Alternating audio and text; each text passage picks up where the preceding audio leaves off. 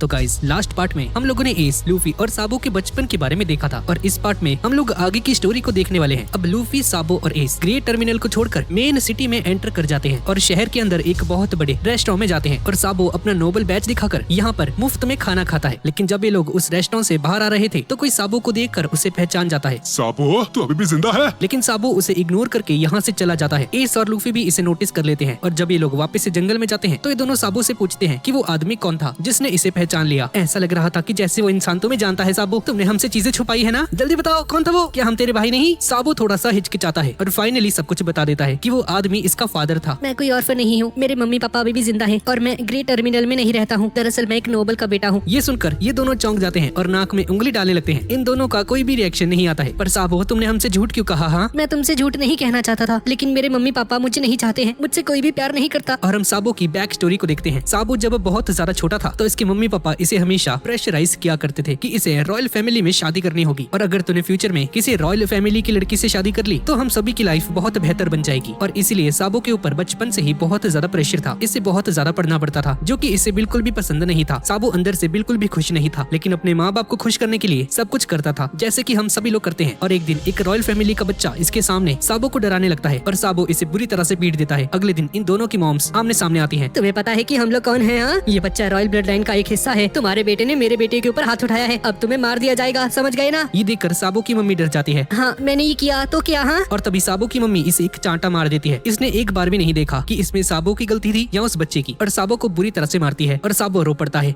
मुझे माफ करना। हाँ, ये थोड़ा सा नादान है, प्लीज हमें माफ कर दीजिए। इसके फादर भी हमेशा इसे बुरी तरह से ट्रीट करते थे, इसलिए साबो अपने घर से भाग जाता है और भागकर ग्रेट टर्मिनल में रहने लगा और एक ग्रेट टर्मिनल ही इसका घर बन गया। और साबो बताता है कि इसके पेरेंट्स अभी भी जिंदा हैं, पर वो लोग इसे अपना बेटा कभी भी नहीं मानते। इसे यूज करके बस अपनी इज्जत और मान सम्मान को बढ़ाना चाहते हैं, इसलिए मैंने उन्हें छोड़ दिया और मैं तुमसे झूठ नहीं कहना चाहता था, मुझे माफ कर देना। ये सुनकर लूफी और एस दोनों इसे माफ कर देते हैं। एस, लूफी, हमें समुद्र में जाना होगा। समुद्र में जाकर हम एक दिन पायरेट्स बन जाएंगे और एक आजादी भरी लाइफ को जिएंगे। ये सुनकर सभी लोग खुश हो जाते हैं। लूफी समुद्र के सामने जाकर कहता है, देख लेना, मैं फ्यूचर में एक दिन पायरेट किंग जरूर बनूंगा। एस भी कहता है, मुझे नहीं पता कि मैं पायरेट किंग बनूंगा या नहीं, लेकिन मैं एक दिन एक बहुत ही ज्यादा खतरनाक पायरेट बनूंगा जरूर, जो कि सभी को तंग कर देगा। अगले दिन एस दादान की एक दारू की बोतल को चुरा कर लेकर आ जाता है और 3 कप्स में उसको डिवाइड करता है। जब हम तीनों बड़े हो जाएंगे तो हो सकता है कि हम सभी लोग अलग हो जाएं, इसलिए हम तीनों भाई बन जाएंगे और हमेशा साथ रहने की कोशिश करेंगे। ये सुनकर सभी लोग खुश हो जाते हैं और चीयर्स करते हैं और ये तीनों आपस में भाई बन जाते हैं। इसके बाद ये सभी लोग इधर उधर जाना शुरू कर देते हैं, शिकार करते हैं, लोगों को मारते हैं, चोरियां करते हैं और अभी इनकी जिंदगी का सबसे बेस्ट टाइम चल रहा था। और रात को घर आके दादान को बहुत परेशान भी करते हैं। एक टाइम पे दादान को इतना ज्यादा गुस्सा आ जाता है इनकी हरकतों की वजह से कि इसे लगता है कि इन्हें इन बच्चों को इस घर से बाहर निकालना ही होगा, लेकिन निकाल भी नहीं सकती थी क्योंकि अगर निकाल देती है तो गार्प इन सभी को जेल के अंदर डाल देगा क्योंकि ये सभी लोग क्रिमिनल्स हैं। ऐसे ही एक रात को ये सभी लोग बैठकर डिनर कर रहे थे और एस, साबो और लूफी आपस में झगड़ा करने लगते हैं। एस कहता है कि मैं बनूंगा सबसे पहला पायरेट। तुम चुप करो, सबसे पहले पायरेट मैं बनने वाला हूँ। तुम लोग पायरेट बनोगे? हाँ, तुम कितने ज्यादा बेवकूफ हो, मैं ही बनूंगा फ्यूचर का राजा, पायरेट किंग लूफी। तभी गार्प पीछे से आ जाता है। ये देखकर इन दोनों की फट जाती है और गार्प दादान, एस, लूफी इन सभी को पीट देता है और इनके सर के ऊपर एक बॉल उगा देता है और इन तीनों की बत्ती गुल हो जाती है। और गार्प गुस्से में चिल्लाकर कहता है, क्या कहा तुम लोगों ने? हाँ, तुम पायरेट बनना चाहते हो? एक बार फिर से तो कहना, मैं तुम्हें कितनी बार समझाऊं, तुम सभी को नेवी के सोल्जर्स बनना है, क्या तुम्हें समझ नहीं आता क्या? हाँ, ये कौन है? ये तो लूफी के ग्रैंडपा हैं, ये तो बहुत डरावने हैं। तभी लूफी यहाँ पर आ जाता है। दादू, ये कोई बच्चा नहीं है, ये मेरा भाई है साबो और ये भी हमारे साथ पायरेट बनेगा। अच्छा, तो तुम्हें भी पायरेट बनने का भूत चढ़ा है? हाँ ठीक है, मैं तुम सभी के साथ अब ट्रेनिंग करने वाला हूँ। और ट्रेनिंग के नाम पर इन सभी को मारना शुरू कर देता है। इन्हें बहुत बुरी तरह से मारता है। रात को जब सभी लोग सो जाते हैं तो ये तीनों भाई मिलकर एक प्लान तैयार करते हैं और कहते हैं कि अगर ये सभी लोग एक और दिन यहाँ पर रहेंगे तो ये पागल बुड्ढा गार्प इन सभी को मार देगा। और सभी लोग प्लान करते हैं कि ये लोग यहाँ से भाग जाएंगे। ये लोग यहाँ पर एक नोट छोड़ देते हैं कि हम अपने पैरों के ऊपर खुद खड़ा होना चाहते हैं, इसलिए हम लोग यहाँ से जा रहे हैं। अगले दिन डाडान जब इस नोट को देखती है तो बुरी तरह से चौंक जाती है और इसे गार्प को दिखाती है। गार्प इसे देखता है और कहता है, मुझे फर्क नहीं पड़ता, मैं तो चाह रहा अपनी ड्यूटी परफॉर्म करने, तुम्हें उन्हें ठीक से परवरिश देनी होगी, उन सभी को एक नेवी का ऑफिसर बनाना होगा। जब तक गार्प यहाँ पर होता है डाडान कुछ भी नहीं कहती है, लेकिन जैसे ही गार्प यहाँ से चला जाता है, मैं तो खुद एक चोर हूँ, मैं उन्हें एक नेवी का ऑफिसर कैसे बनाऊंगी? ये पागल बुड्ढा गार्प अपनी जिम्मेदारी मुझ पर छोड़कर जा रहा है। वो तीनों बहुत ज्यादा शैतान है, वो लोग अपनी मर्जी से घर छोड़कर भाग गए। खैर मुझे फर्क नहीं पड़ता अगर वो लोग मर भी जाते हैं। यहाँ पर हम एस, साबो और लूफी को देखते हैं। लगता है वो लोग हमारे पीछे नहीं आ रहे हैं और एस अपने मन में सोचता है कि सभी लोग इससे कितनी ज्यादा नफरत करते हैं और इसे लगता है कि डाडान और उसके लोग इनके पीछे नहीं आने वाले हैं। तभी जोरों से बारिश होना शुरू हो जाती है। तीनों एक पहाड़ की गुफा के नीचे आकर छुप जाते हैं, पर डाडान को इनकी बहुत ज्यादा चिंता होने लगती है। जल्दी जाओ, उन्हें जाकर ढूंढो, बहुत तेज बारिश हो रही है। अगले दिन साबो कहता है कि हम लोग ऐसे ही इस पहाड़ की गुफा में छुपे नहीं रह सकते हैं, हमें एक सीक्रेट सीक्रेट हाइड आउट बनाना होगा। हम लोग एक पेड़ के ऊपर एक सीक्रेट ट्री हाउस बनाने वाले हैं। ये सुनकर सब लोग खुश हो जाते हैं और मेहनत करते हैं। ग्रे टर्मिनल से कुछ सामान चुरा कर ले आते हैं और अपना एक ट्री हाउस बिल्ड करते हैं। पर ऐसा करते हुए 2 हफ्ते बीत जाते हैं और डाडान और उसके लोग इन्हें अभी तक ढूंढ रहे हैं और आखिर में इन सभी को ये लोग मिल जाते हैं। और जब डाडान रात को इन्हें चेक करने के लिए आती है तो ये तीनों घोड़े बेचकर सो रहे होते हैं। ये देखकर डाडान खुश हो जाती है और हम देखते हैं कि डाडान सच में इनकी चिंता कर रही थी, लेकिन इन तीनों ने अपने घर के अंदर एक ट्रैप लगा रखा है जिसमें डाडान फंस जाती है और डाडान ऊपर से नीचे गिर जाती है और यहाँ से भाग जाती है। मुझे यहाँ पर आना ही नहीं चाहिए था, शैतान बच्चे।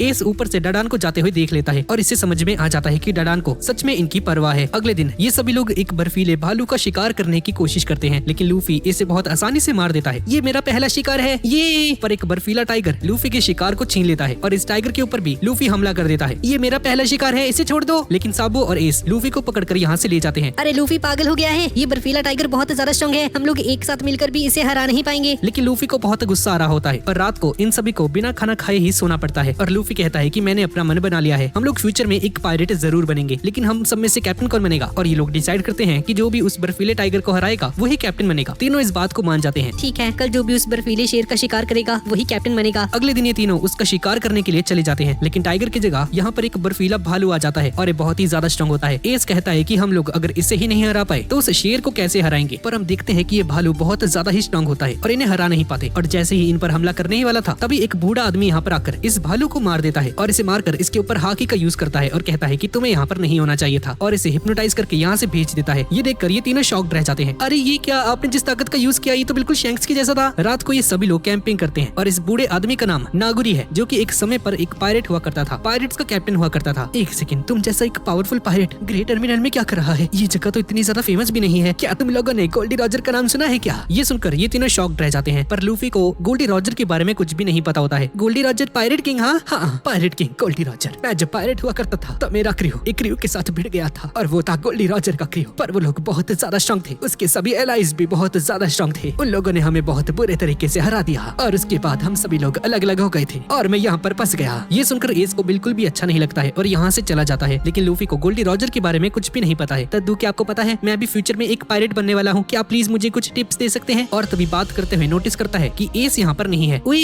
एस कहाँ गया साबू? लूफी, ये लगता है तुम्हें नहीं मालूम, मैं तुम्हें कुछ बताना चाहता हूँ। दरअसल गोल्डी रॉजर ही एस के पिता है। ये सुनकर लूफी चौंक जाता है। तो उसे इतना गुस्सा क्यों आ रहा है? गोल्डी रॉजर तो कितने ज्यादा कूल हैं। हाँ, तो क्या हुआ? बहुत सारे लोग होते हैं जो कि अपने पिता को पसंद नहीं करते हैं, मैं भी उन्हें पसंद नहीं करता हूँ। थोड़ी देर बाद जब साबो लूफी को ऊपर लेकर जाने लगता है तो उसे बार बार समझाता है कि देखो, एस के सामने गोल्डी रॉजर का नाम बिल्कुल भी मत लेना, वरना एस तुम्हें मार डालेगा। ठीक है, मैं समझ गया, ठीक है। जब साबो घर में आता है तो देखता है कि एस बहुत गुस्से में एक जगह पर बैठा हुआ है। अरे एस, तुम यहाँ पर हो? तुम यहाँ क्या कर रहे हो? हाँ एस, तुम यहाँ पर हो? हाँ, मुझे नहीं पता था कि तुम्हारे फादर गोल्डी रॉजर हैं। ये सुनकर साबो हैरान हो जाता है। अबे लूफी के बच्चे, तूने अभी मुझे मना किया था गोल्डी रॉजर के बारे में कुछ नहीं बोलेगा। सही है भाई, ये अभी इसने मना किया था कि कुछ नहीं बोलेगा। साले लूफी पागल। और ये सुनने के बाद एस को और भी ज्यादा गुस्सा आ जाता है। एस लूफी से पूछता है कि तुम्हें इसके बारे में किसने बताया? साबू ने मुझे बताया।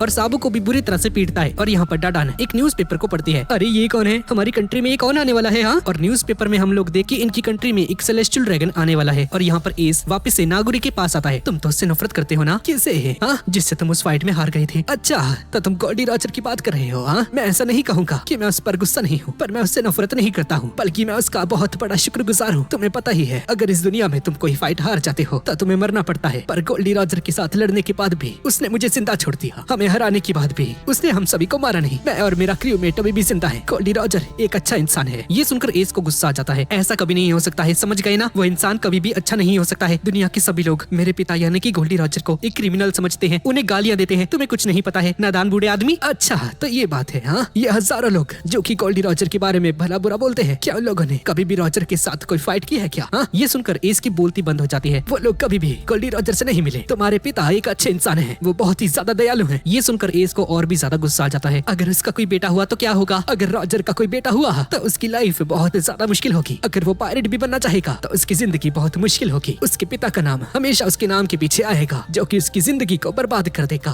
और मुझे लगता है कि उसके बेटे को कभी भी एक पायरेट नहीं बनना चाहिए। ये सुनकर एस को और भी ज्यादा गुस्सा आ जाता है, क्योंकि इस बंदे ने अभी इनडायरेक्टली कहा कि एस, तुम्हें कोई पायरेट नहीं बनना चाहिए। और एस अपने लोहे की पाइप का यूज करके नागुरी पर हमला कर देता है। नागुरी इसके हमले को डॉज करता है। तुम्हें पता है ना, दो पायरेट्स के बीच में अगर कोई लड़ाई होती है तो उनमें से कोई एक मारा जाता है। मुझे फर्क नहीं पड़ता है, क्योंकि मैं तुमसे कभी नहीं हारने वाला, समझ गए ना? पर कुछ समय तक फाइट करने के बाद नागुरी एस को बुरी तरह से हरा देता है। तुम्हें मेरे साथ जो करना है तुम कर सकते हो, पर नागुरी कुछ नहीं करता है। मेरे साथ आओ, नागुरी दिखाता है कि एक शिप तैयार कर रहा है। ये देखकर लूफी खुश हो जाता है। मैं इस शिप को तैयार कर रहा हूँ ताकि मैं इसे लेकर समुद्र में जा सकूं और मेरे सभी क्रूमेट्स जो कि खो गए हैं उन सभी को इकट्ठा कर पाऊं। क्या तुम इस शिप को बनाने में मेरी मदद करना चाहोगे क्या? हाँ, सभी लोग इसके लिए मान जाते हैं। हाँ ठीक है, इस शिप को बनाने में मैं तुम्हारी मदद करना चाहता हूँ, लेकिन एक दिन मैं तुम्हें जरूर हराऊंगा। और इस तरह से बहुत दिन बीत जाते हैं। ये तीनों मिलकर इसकी शिप को बिल्ड करने में इसकी हेल्प करते हैं और नागुरी इन्हें स्ट्रॉन्ग बनाने में इनकी हेल्प करता है। और ऐसे ही करते करते कुछ ही दिनों में इसकी शिप तैयार हो जाती है। ये तीनों इससे कहते हैं कि तुम तो अब समुद्र में जाकर अपनी जर्नी को शुरू करने वाले हो ना? हाँ, तुमने सही कहा, लेकिन उससे पहले एक अधूरा काम रह गया है। तुम्हें उस टाइगर को हराना होगा। अगर तुम उसे हरा देते हो तो तुम्हारी ट्रेनिंग कंप्लीट हो जाएगी। अगले दिन ये तीनों उस टाइगर के सामने जाते हैं। इसे हराने के लिए तीनों अपना टीम वर्क दिखाकर उस टाइगर को हरा देते हैं और नागुरी समुद्र में चला जाता है इन सभी को अलविदा कहकर। और इस कहता है कि फ्यूचर में इसे एक दिन जरूर हराएगा। और दूसरी तरफ हम लोग ब्लू जेम्स पायरेट को देखते हैं। तुम्हें पता है ना उस बच्चे की लोकेशन कहाँ पर है? हाँ सर, मुझे पता है। ठीक है, साबो के बाप को इन्फॉर्म कर दो और उसे कहो कि हमें साबो मिल चुका है। अगले दिन जब ये तीनों ग्रेट टर्मिनल में जाते हैं कुछ सामान वगैरह इकट्ठा करने के लिए, ब्लू जेम और उसके बाकी के पायरेट्स इनके सामने आ जाते हैं और ये सभी लोग इन्हें घेर लेते हैं और इन्हें पकड़ लेते हैं। साबो अपने सामने देखता है और देखकर चौंक जाता है। पिताजी, इसके डैड यहाँ पर आ चुके हैं। ब्लू जेम पायरेट्स एस और लूफी को बहुत बुरी तरह से पीटते हैं। बस कीजिए डैड, प्लीज बच कीजिए, ऐसा मत कीजिए, प्लीज उन्हें मत मारो। इन बच्चों ने तुम्हें बिगाड़ डाला है, मैं इन्हें नहीं छोड़ने वाला हूँ। एस और लूफी ने कुछ नहीं किया, प्लीज इन्हें छोड़ दीजिए। जैसा आप चाहेंगे मैं वैसे ही करूंगा, प्लीज। ठीक है, सुनो जेम्स, इन दोनों बच्चों को मेरे बच्चे के आस-पास भी भटकने नहीं देना। ठीक है, मैं समझ गया सर। और रोते हुए साबो वापस से अपने डैड के साथ चला जाता है। एस और लूफी चिल्लाकर साबो से कहते हैं कि प्लीज मत जाओ, अपने सपने को तुम ऐसे नहीं छोड़ सकते हो। तुम्हें पायरेट बना था ना साबो, तुम ऐसा नहीं कर सकते। पर साबो रोते हुए यहाँ से चला जाता है। इसके बाद ब्लू जिम पायरेट्स लूफी और एस को अपने अड्डे पर लेकर आ जाते हैं और इन्हें रस्सियों से बांध देते हैं और इन्हें समझाते हैं कि तुम साबो से दूर रहो। वो एक नोबल का बेटा है, अगर वो अकेला अपने डैड के और अपनी फैमिली के साथ रहता है तो इसमें उसकी ही भलाई है। और एस इसकी बात मान जाता है और ब्लू जेम्स इन्हें एक काम का ऑफर देता है और एस इसके लिए भी मान जाता है। यहाँ पर कुछ बक्से पड़े हैं, तो मैं उन सारे बक्सों को उठाकर कहीं पर लेकर जाना है। और इस काम के लिए ये दोनों मान जाते हैं। यहाँ पर हम साबो को देखते हैं और इसके पिता इसे अपने घर पर लेकर आ जाते हैं। साबो बिल्कुल भी खुश नहीं है और देखता है कि इसके माँ बाप ने एक और बच्चे को अडॉप्ट कर लिया है। और इस बच्चे से साबो को पता चलता है कि 3 दिन बाद एक सेलेस्टियल ड्रैगन यहाँ पर आने वाला है और इसीलिए वो लोग ग्रेट टर्मिनल को जलाने वाले हैं। ऐसा बिल्कुल नहीं हो सकता, तुम्हें ये पता है। तुम उसे रोकने की कोशिश क्यों नहीं करते? हाँ, और वो लोग ग्रेट टर्मिनल को जलाना क्यों चाहते हैं? वहाँ पर बहुत सारे लोग रहते हैं। अगर वो लोग ग्रेट टर्मिनल को जला देंगे तो वो लोग रहेंगे कहाँ पर? ग्रेट टर्मिनल को नहीं जलाएंगे, उसके अंदर जो लोग रहते हैं उन्हें भी जला देंगे। ये सुनकर साबो हक्का बक्का रह जाता है। साबो अपने कपड़े बदलता है और घर छोड़कर दोबारा से भाग जाता है। पूरी रात घूमता है और अगली सुबह देखता है कि सब जगह शांति है, सभी लोग नॉर्मली बिहेव कर रहे हैं और इसे लगता है कि शायद से वो अफवाह थी। मुझे लगा ही था मेरा भाई झूठ कह रहा है। अगर उसकी बात अभी सच हो जाती तो अभी यहाँ पर हलचल हो चुकी होती। पर यहाँ पर देखो, सभी लोग तो हंस खेल रहे हैं, कोई भी परेशानी नहीं है। लेकिन जब साबो इन लोगों से जाकर पूछता है तो सभी लोग कहते हैं कि हाँ, हमें मालूम है कल ग्रेट टर्मिनल में आग लगने वाली है। ये सुनकर साबो चौंक जाता है। बहुत सारे लोगों से पूछता है और सभी लोग कहते हैं कि हाँ, हमें इसके बारे में मालूम है। ये सुनने के बाद इसे बहुत डर लगता है। इस टाउन के सभी लोग पागल हो चुके हैं। इन लोगों को पता है कि ग्रेट टर्मिनल में बहुत सारे लोग रहते हैं और अगर वहाँ पर आग लगा दी गई तो ये सभी लोग मारे जाएंगे। पर ये सभी लोग इतने ज्यादा शांत कैसे हैं? लगता है सभी लोग पागल हो चुके हैं। मुझे ये सब कुछ रोकना होगा, एस के पास जाना होगा, मुझे ये लूफी को बताना होगा, वरना वो लोग भी मर जाएंगे। पर रास्ते में कुछ गार्ड्स साबो को पहचान लेते हैं। इन गार्ड्स को साबो के फादर ने भेजा है इसे पकड़ने के लिए और ये गार्ड्स साबो को पकड़ लेते हैं और पकड़कर खींचकर इसके डैड के मेंशन में लेकर चले जाते हैं। यहाँ पर हम लूफी और एस को देखते हैं। ब्लू जेम्स इनसे कुछ बात करता है और इन दोनों को भी पता चल जाता है कि ग्रेट टर्मिनल में कल आग लगने वाली है और उन बॉक्सेस में जो इन लोगों ने शहर के अलग अलग कोने में रखे हैं, बहुत ज्यादा मेहनत करके उसमें एक्सप्लोजिव्स और ऑयल है और उसका यूज करके ये लोग पूरे ग्रेट टर्मिनल में ही आग लगाने वाले हैं। ये सुनकर लूफी और एस को गुस्सा आ जाता है। मुझे इससे फर्क नहीं पड़ता, यहाँ के सभी लोग जलकर मरने वाले हैं, तुम लोग भी मरोगे। अगर मेरे खजाने का लोकेशन तुमने नहीं बताई तो तुम दोनों भी मारे जाओगे। और ब्लू जेम पायरेट्स हर जगह पर आग लगा देते हैं और ग्रेट टर्मिनल में आग फैलने लगती है। शहर के बाहर के सभी लोग देखते हैं कि ग्रेट टर्मिनल में इतनी बड़ी आग लग चुकी है। सभी सोल्जर्स शहर के लोगों को इवैक्यूएट कर देते हैं, लेकिन ग्रेट टर्मिनल के अंदर जो लोग रह रहे हैं उन्हें बाहर नहीं आने देते हैं। दरअसल शहर के लोगों को ग्रेट टर्मिनल से कोई भी लेना देना नहीं है और किसी को भी इनके जीने या मरने से फर्क नहीं पड़ता है। कुछ गार्ड्स दरवाजे को बंद कर देते हैं। तुम सभी लोग कचरा हो और इस कचरे को जलाकर हम खत्म कर देंगे। डाडान और बाकी के लोग भी नोटिस करते हैं कि ग्रेट टर्मिनल में आग लग चुकी है। ये सारे के सारे अब मरने वाले हैं, ये नजारा हम देखने वाले हैं। और राजा ने इनसे वादा भी किया था कि अगर ये लोग ग्रेट टर्मिनल को जला देते हैं तो राजा इन्हें नोबल बना देगा और इन सभी को बहुत ज्यादा पैसा भी देंगे। और जैसे ही जेम्स और उसके सभी पायरेट्स यहाँ से बाहर निकलने की कोशिश करते हैं तो बाहर जितने भी गार्ड्स हैं इन्हें बाहर नहीं जाने देते हैं और बाहर से चिल्लाकर कहते हैं कि तुम लोग कचरा हो, इन सभी के साथ जलकर मर जाओ। ये देखकर जेम्स को बहुत गुस्सा आ जाता है कि इसके साथ गद्दारी हुई है। किंग नोबल, मैं किसी को नहीं छोड़ने वाला, इन लोगों ने हमें पागल बना दिया है। यहाँ पर हम देखते हैं कि साबो का डैड उसे बेसमेंट में बंद कर देता है, लेकिन साबो बहुत मुश्किल से रात को बेसमेंट का दरवाजा तोड़कर यहाँ से भाग जाता है और दौड़ते हुए ग्रेट टर्मिनल के दरवाजे के सामने आ जाता है और उसे खोलने की कोशिश करता है। पर सोल्जर्स इसे खोलने नहीं देते हैं और इसे बहुत ज्यादा पीटते हैं, मार मार के रास्ते में फेंक देते हैं। पता नहीं किस नोबल का बच्चा है ये, हम इसे मार भी नहीं सकते हैं क्योंकि अगर हमने नोबल्स के बच्चे को मारा तो हमारा हमारी भी जान खतरे में आ सकती है। यहाँ पर हम एस और लूफी को देखते हैं। जेम्स के लोगों ने इन दोनों को अपने हाइड आउट पर बांध कर रखा हुआ है रस्सियों से, ताकि ये लोग कहीं पर जा ना सके। और एस एक कांच के टुकड़े का यूज करके अपनी रस्सी को खोल देता है और लूफी को लेकर यहाँ से भागने लगता है। हर तरफ आग फैली हुई है। तुम चिंता मत करो लूफी, मैं तुम्हें बचा कर ही रहूंगा, तुम बस मेरे साथ चलो। यहाँ पर हम साबो को देखते हैं जो कि रास्ते में पड़ा हुआ है। इससे बहुत ज्यादा पीटा गया है और तभी कोई आदमी यहाँ पर आ जाता है। साबो ऊपर की तरफ देखता है पर इसे कुछ भी ठीक से दिखाई नहीं दे रहा। मुझे पता है इस आग के पीछे कौन है। इस टाउन के रॉयल और नोबल लोग ही इस आग के जिम्मेदार हैं। मेरा विश्वास करो। और ग्रेट टर्मिनल से ज्यादा गंदगी इन लोगों के मनों में है। मुझे शर्म आती है कि मैं एक नोबल का बेटा हूँ। ये सुनने के बाद ये बंदा भी बुरी तरह से चौंक जाता है। और गाइस, ये आदमी कोई और नहीं बल्कि मंकी डी ड्रैगन है, लूफी के फादर। साबो की इस बात को सुनकर मंकी डी ड्रैगन भी बुरी तरह से चौंक जाता है। यहाँ पर एस और लूफी ब्लू जिम पायरेट्स के हाइड आउट से बाहर तो निकल जाते हैं, लेकिन चारों तरफ आग लग चुकी है और ये ग्रेट टर्मिनल एक बहुत बड़ा एरिया है और इन्हें समझ में नहीं आता कि अब इन्हें क्या करना चाहिए, कहाँ पर जाएं, कैसे अपनी जान बचाएं। लूफी रुक जाओ, मैं कोई ना कोई रास्ता जरूर निकाल लूंगा। तभी ब्लू जिम पायरेट्स इनके सामने आ जाते हैं। एस और लूफी को चारों तरफ से घेर लो। हे, तुम्हें तो भाग जाना चाहिए था ना। तुम लोगों ने गद्दारी की है ग्रेट टर्मिनल के लोगों के साथ। तुम लोग अभी भी यहाँ पर क्या कर रहे हो? देखो उन लोगों ने हमारे साथ क्या किया। उन लोगों ने हमारे साथ बेईमानी की है और हमें भी यहाँ पर मरने के लिए छोड़ दिया है, लेकिन अब मैं तुम्हें नहीं छोड़ने वाला। तुम हमें क्यों मारना चाहते हो? तुमने हमारा खजाना चुराया है, उसी की वजह से ये सब कुछ हुआ। तो बताओ मेरा खजाना कहाँ है? मैं तुम्हें कभी नहीं बताने वाला। रुक जाओ लूफी, ठीक है मैं तुम्हें बताता हूँ तुम्हारा खजाना कहाँ पर है। और एस इन्हें ट्रेजर की लोकेशन दे देता है। इस बड़े से पेड़ में हमारा 6 साल का सारा खजाना मौजूद है। ठीक है, इन दोनों को पकड़ लो। और पायरेट्स इन्हें पकड़ लेते हैं। तुम हमें क्यों पकड़ रहे हो? हमें जाने दो, तुम्हें तुम्हारा खजाना मिल गया ना। मुझे पता है तुम बहुत ही ज्यादा शैतान बच्चे हो सकता है ये लोकेशन गलत हो। अगर ये गलत निकला तो मेरे साथ साथ तू भी मारा जाएगा। पर तब तक बहुत देर हो जाएगी, हम यहाँ से भाग नहीं पाएंगे। जिसके बाद जेम्स साबो के बारे में बहुत बुरा भला बोलता है। ये सुनकर एस को गुस्सा आ जाता है और लूफी एक बंदे के हाथ को काट लेता है। और तभी एक पायरेट लूफी पर हमला कर देता है और अपनी तलवार से इसे मारने ही वाला था। तभी एस कहता है कि उसे छूना भी मत। और उसी वक्त एस अनकॉन्शियसली हाकी का यूज करता है। उस हाकी की वजह से आसपास के सभी लोग बेहोश हो जाते हैं, बस ब्लू जिम को छोड़कर।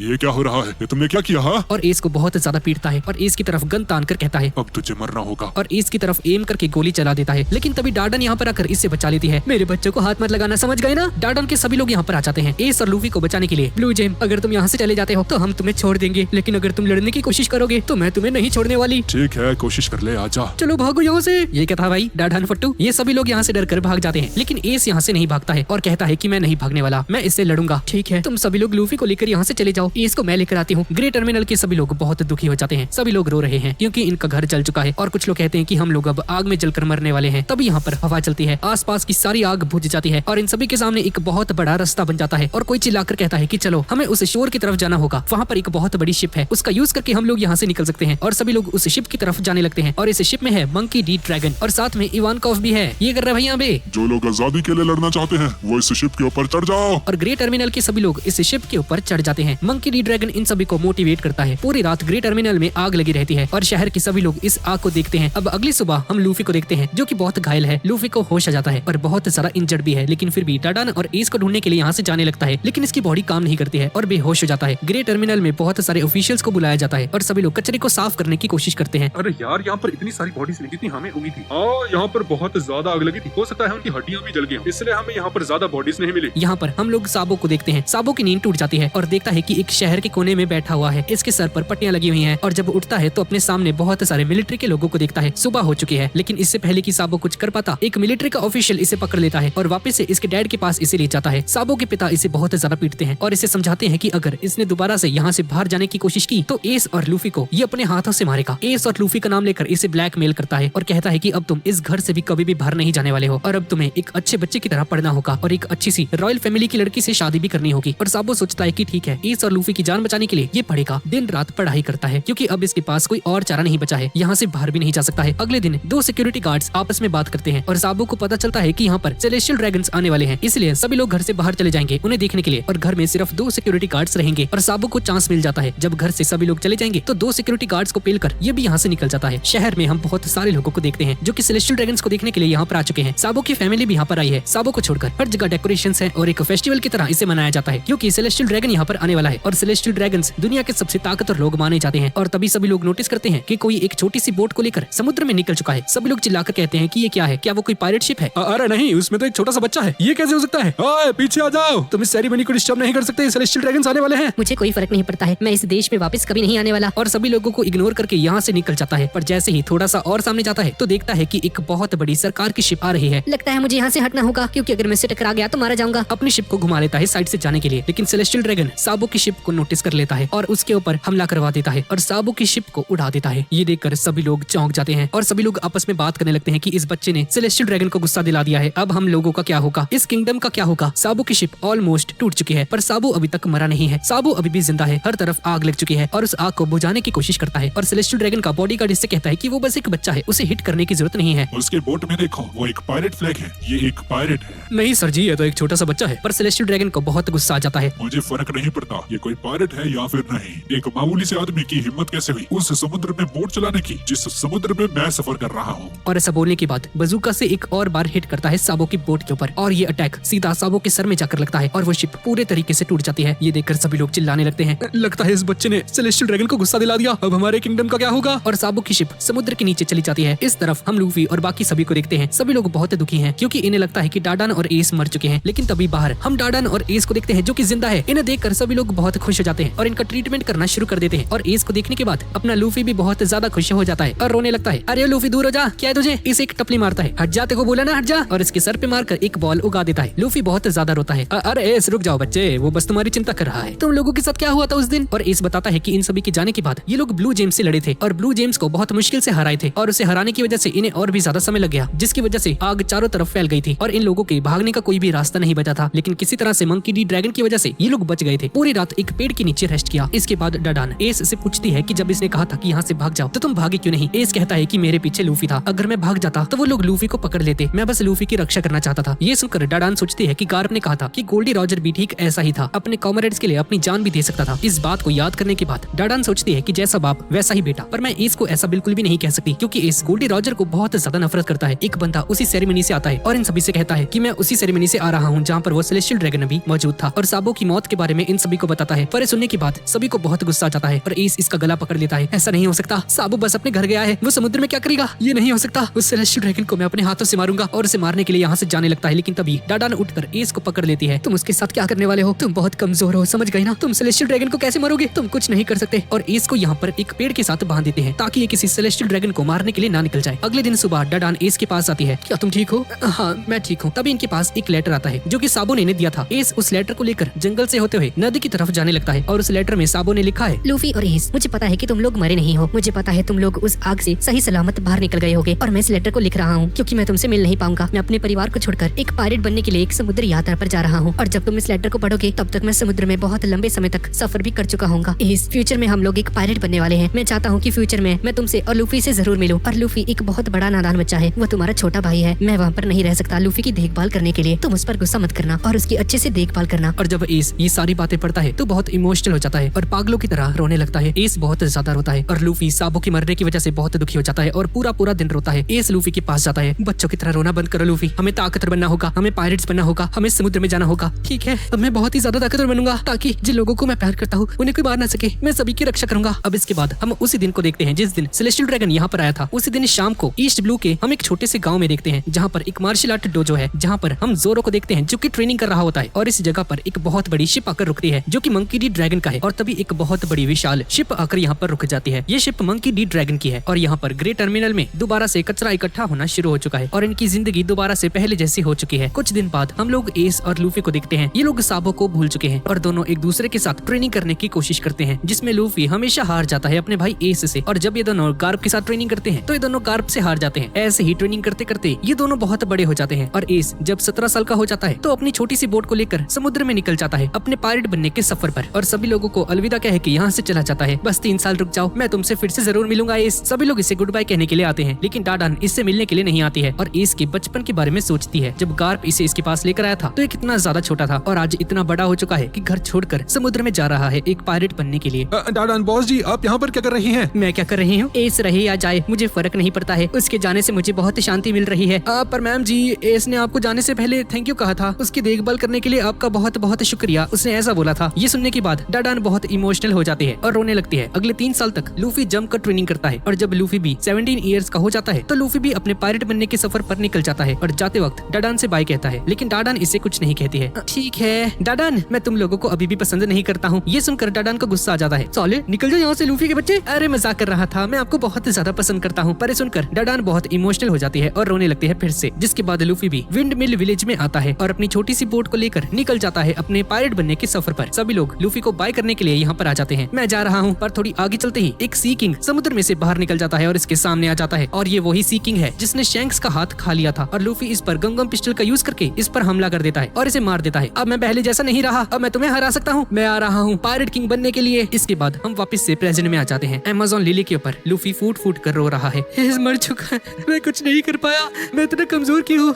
इस तरफ हम लोग गार्प को देखते हैं जो कि विंड मिल विलेज में आ चुका है और इसे देखकर सभी लोग बुरी तरह से डर जाते हैं। ये वॉर तो बहुत ज्यादा खतरनाक थी। व्हाइट बीट के मरने के बाद यहाँ पर पायरेट्स और भी ज्यादा बढ़ गए। कोई बात नहीं, अब ये गांव की हिफाजत की जिम्मेदारी मेरे ऊपर है। तुम सभी लोग चिंता मत करो। काप जी, एक प्रॉब्लम है। पहाड़ से कुछ माउंटेन बैंडिट्स आए हैं और उन लोगों ने माकिना के शॉप को कब्जा कर लिया है। क्या माउंटेन बैंडिट्स? हाँ, और ये माउंटेन बैंडिट्स कोई और नहीं बल्कि डाडान और उसके साथी हैं। और जब सुनती है कि गार्प भी यहाँ पर आ चुका है तो अपना हथौड़ा लेकर बाहर निकलती है। डाडान को देखकर सभी लोग डर जाते हैं। अरे ये तो वही माउंटेन बैंडिट है, तेरी हिम्मत कैसे हुई यहाँ पर आने की? हाँ, और गार्प पर हमला करके इसे नीचे गिरा देती है। सभी लोग पीछे हट जाओ, मैं जानता हूँ कि ये कौन है। और डाडान गार्प को बहुत ज्यादा मारती है, इस पर मुक्के मारती है बहुत ज्यादा और बहुत ज्यादा रोने लगती है। तू नेवी का हीरो है तो कुछ नहीं है, तू अपनी फैमिली को नहीं बचा पाया, तू वहाँ पर था ना, तूने इसकी मदद क्यों नहीं की? हाँ, तूने नेवी की हेल्प क्यों की? तू बस मरते हुए देख रहा था इसको, तू ऐसा कैसे कर सकता है गार्प? लेकिन तभी माकिना यहाँ पर आकर इसे रोक देती है। बस कीजिए, इन्हें और मत मारिए। क्या आपको दिखाई नहीं दे रहा है? एस की मौत पर सबसे ज्यादा दर्द गार्प अंकल को ही हो रहा है क्योंकि वो वहाँ पर मौजूद थे और कुछ नहीं कर पाए। ये सुनकर डाडान और भी ज्यादा रोने लगती है। तुम झूठ कह रही हो, इसे कोई दुख नहीं है। सबसे ज्यादा दुख अभी लूफी को हो रहा है क्योंकि वो एस से बहुत ज्यादा प्यार करता था। और दूसरी तरफ हम न्यू वर्ल्ड का एक सीन देखते हैं जहाँ पर व्हाइट बियर्ड पायरेट्स और रेड हेड पायरेट्स इकट्ठा हो चुके हैं और एस और Edward NuGet AKA white beard को श्रद्धांजलि देते हैं। यहाँ पर हम लूफी को देखते हैं जो कि पूरा दोष खुद पर डाल रहा है। एस की मौत के लिए खुद को ब्लेम करता है और पागल होकर जिम्बे पर भी हमला कर देता है क्योंकि लूफी पूरे तरीके से पागल हो चुका है। पर जिम्बे लूफी को बहुत ज्यादा पीटता है और पीट पीट कर लूफी को समझाता है कि एस मर चुका है। तुम इस रियलिटी को एक्सेप्ट करना ही होगा लूफी। एस मर चुका है, अब कुछ नहीं हो सकता। तुम इसके लिए खुद को ब्लेम नहीं कर सकते। अगर तुम ऐसा ही करते रहे तो तुम्हारे पास जो मौजूद है वो भी खो जाएगा। ये सुनकर लूफी शांत हो जाता है और सोचता है कि इसके पास अभी क्या है, इसके सारे के सारे क्रूमेट्स ज़ोरो, उसॉप, सांजी, नामी, चॉपर, ब्रूक, फ्रैंकी, रॉबिन। मुझे ताकतवर बनना होगा, मुझे इनकी रक्षा करनी होगी, मुझे उनसे मिलना होगा। मैंने उन लोगों से वादा किया था, वो सभी लोग मेरा इंतजार कर रहे होंगे। दोस्तों तुम चिंता मत करो, मैं तुम्हें जरूर बचाऊंगा। और इसी के साथ इस सीरीज का 51st पार्ट यहीं पर खत्म हो जाता है। तो गाइज यही थी आज की वीडियो। तो गाइज आज की वीडियो आपको कैसी लगी नीचे कमेंट्स में मुझे जरूर बताना और इसका अगला पार्ट 1-2 दिन में आ जाएगा। और इस वीडियो का कमेंट टारगेट रखते हैं 10 के कमेंट्स। तो ठीक है गाइज, और मिलते हैं अगली वीडियो में।